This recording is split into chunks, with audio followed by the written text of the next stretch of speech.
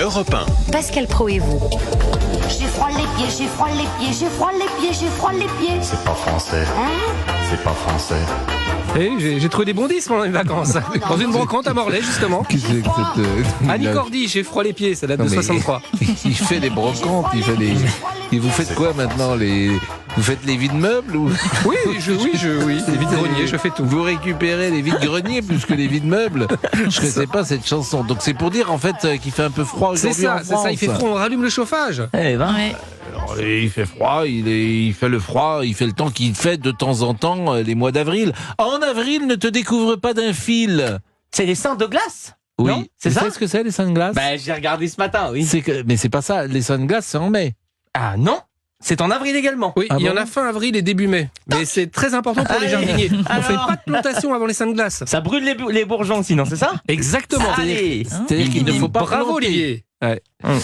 Bon, faut dire qu'il s'y connaît beaucoup en râteau. Hein. Non, mais plus de 8 Français sur 10 sont favorables à la vaccination. Sans rapport de cause à effet, étude de santé publique France, 8 Français sur 10 favorables à la vaccination. Chez les adultes, les couvertures vaccinales contre la grippe et le Covid-19 restent insuffisantes. Chez les personnes à risque, un peu plus de la moitié des 65 ans et plus ont été vaccinés contre la grippe.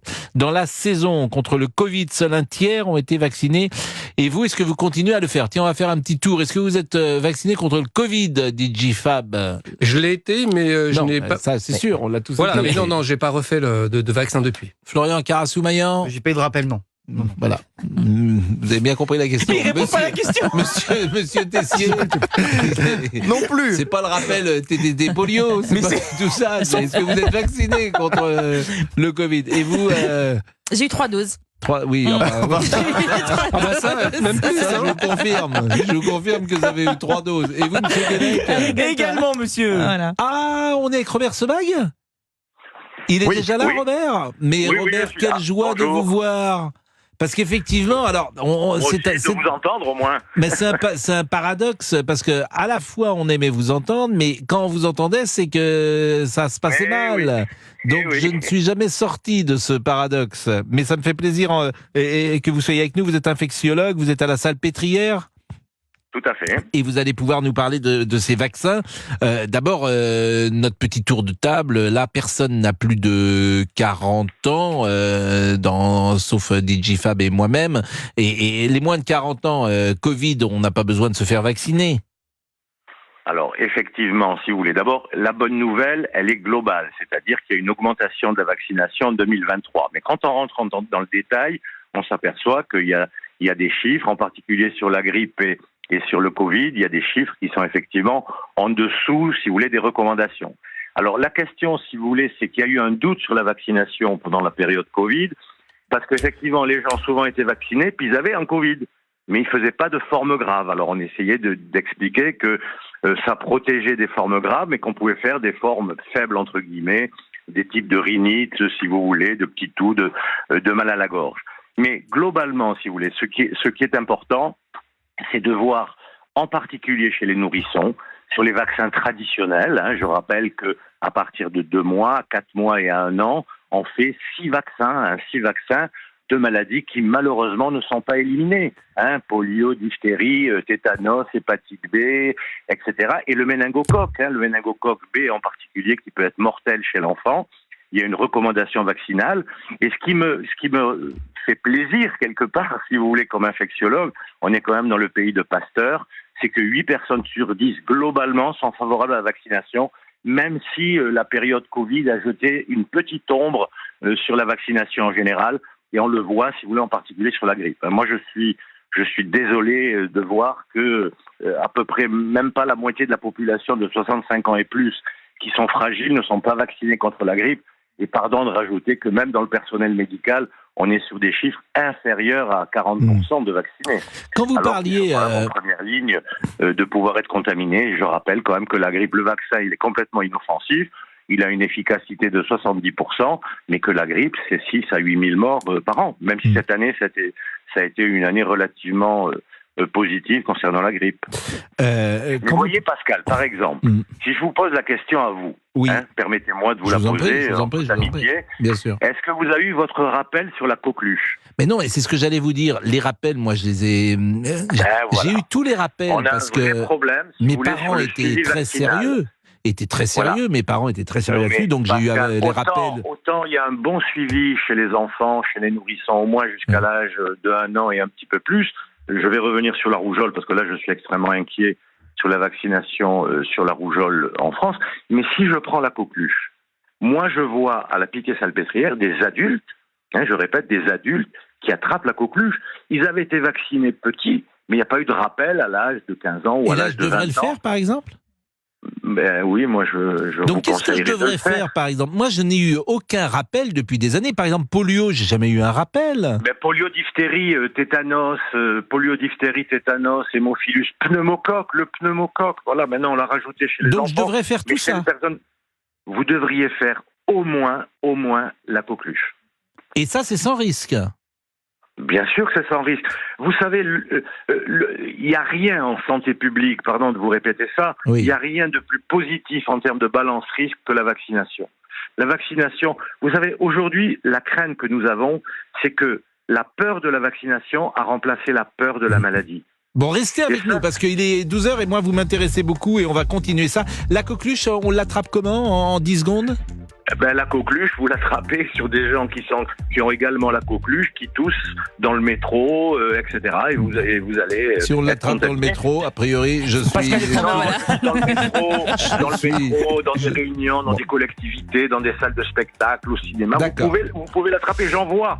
Vous voyez, c'est quelque chose qui Non, n'a non, pas mais on disparu. va continuer la C'est très discussion. gênant, Il est la 11h59, coqueluche, bien c'est sûr. gênant. 11h59, on va continuer la discussion parce que Non. c'est toujours passionnant de vous avoir avec nous. Vous nous attendez 2 secondes. À tout de suite. Et vous pouvez réagir aussi avec Pascal Pro de 11h à 13h sur Europe 1. Vous composez ce numéro.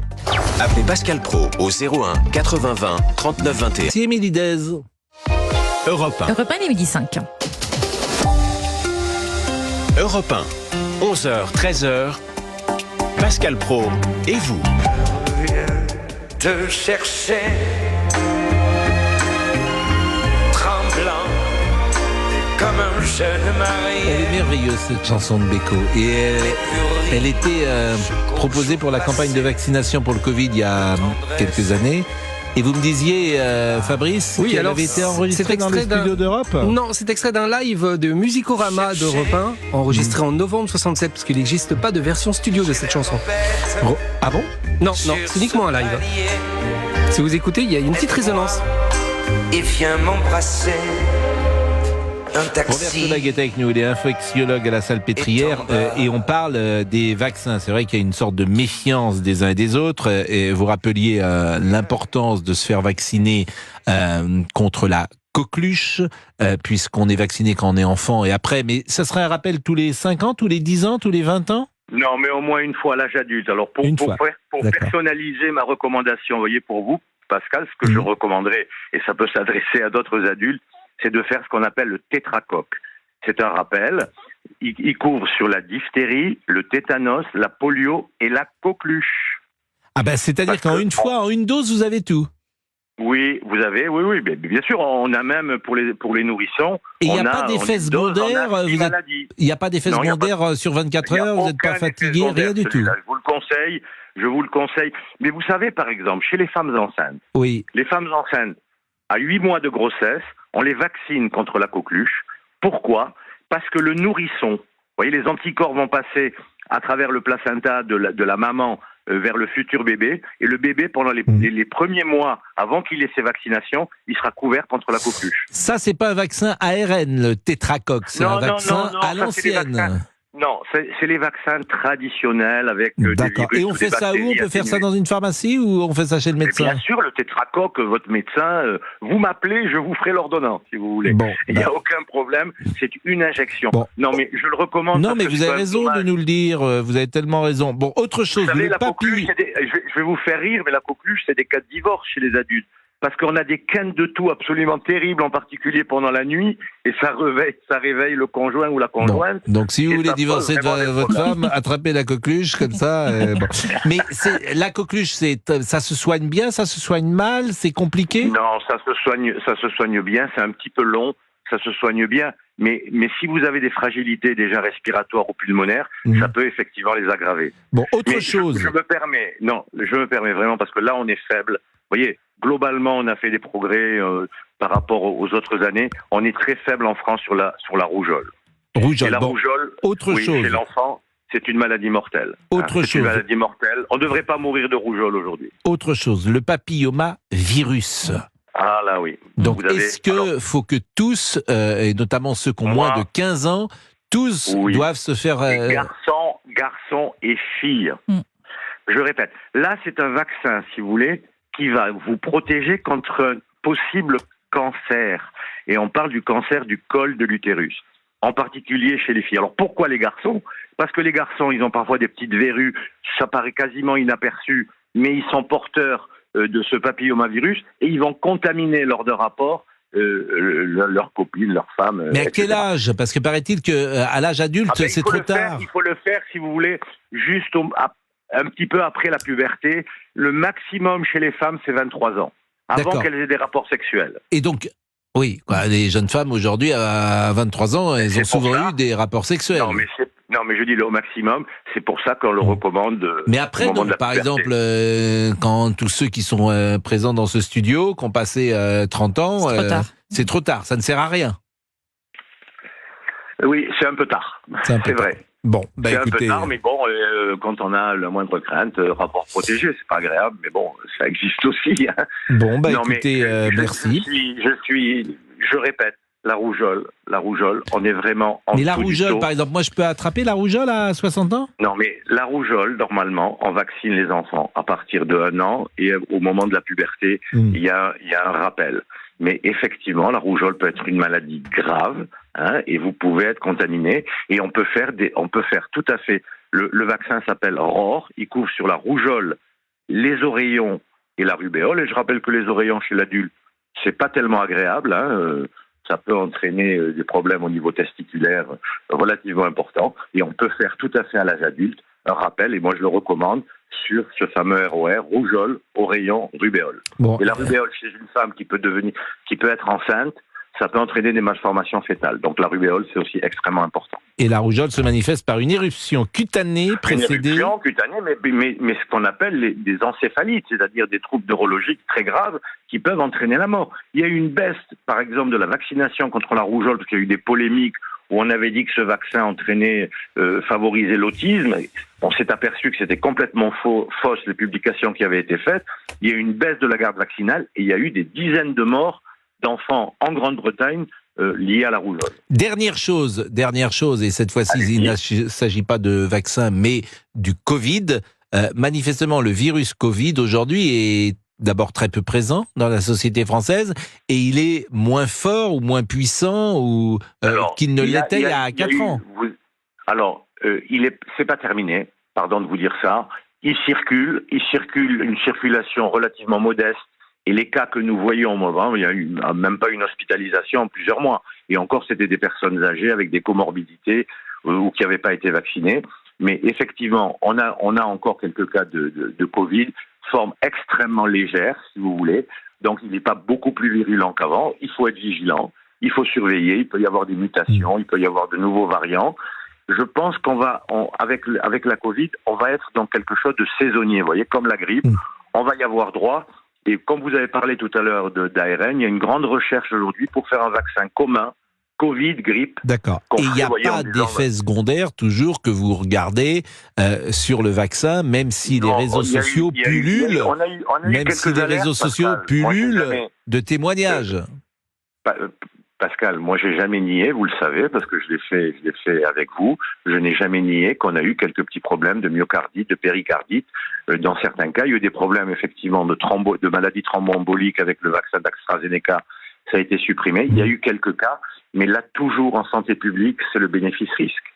Hein, le risque zéro, il n'existe pas. La seule question qui se pose avec le vaccin et la crainte, si vous voulez, c'est qu'on s'adresse à des personnes saines. Et donc, vous les vaccinez, elles n'ont rien. Et s'il apparaît quelque chose, c'est la vaccination. Dernière donc, il faut être chose. prudent. Il ne faut rien nier. Dernière chose, la Robert. balance est positive. Dernière chose. Les gens que vous avez eus, qui eux avaient des symptômes durables du Covid cette fois-ci, pas de la vaccination, alors, le du Covid. long, ce qu'on Voilà. appelle le Covid Est-ce que 4 ans plus tard, tout le monde a récupéré le goût, tout le monde a récupéré, ou est-ce qu'il y a encore des gens que vous traitez? Les Covid longs, on a effectivement quelques personnes qui ont effectivement des agusies, des anosmies, c'est-à-dire troubles au niveau des odeurs et au niveau du goût. Ça disparaît assez bien. Par contre, on a une symptomatologie de fatigue, de troubles musculaires, de douleurs, de troubles cognitifs. Les gens disent qu'ils ont moins de mémoire. Et ça, effectivement, on le voit. Et Ça, c'est très, pénible très quand même. difficile parce qu'on fait des tas d'examens. On ne trouve pas une raison valable. Ouais, ça, c'est terrible. Mais on respecte tout à fait la symptomatologie. On s'aperçoit mais ça, qu'en c'est beaucoup de 2-3 gens ans... Oui, il y en a beaucoup. Je dois dire que Ça, les c'est Covid longs, c'est une cause de consultation importante. Ça doit te taper sur le système en plus, parce que tu dois te dire, alors, si ça vous ne voulez, disparaîtra très jamais, souvent, quoi. Je vais vous dire en tous les cas, moi c'est mon approche. Une fois que vous avez fait tous les examens pour chercher une raison concrète, si vous voulez, de la souffrance de ces personnes, et que vous ne trouvez rien, vous apercevez en creusant, en parlant avec les gens, qu'il y a eu un choc psychologique important. Rappelez-vous le confinement, les gens ont eu peur, on nous disait tous les soirs le croque-mort, 600 morts hier, 400 morts demain, etc., etc. Et donc il y a eu une sorte de sidération chez certaines personnes, et psychologiquement elles ont été...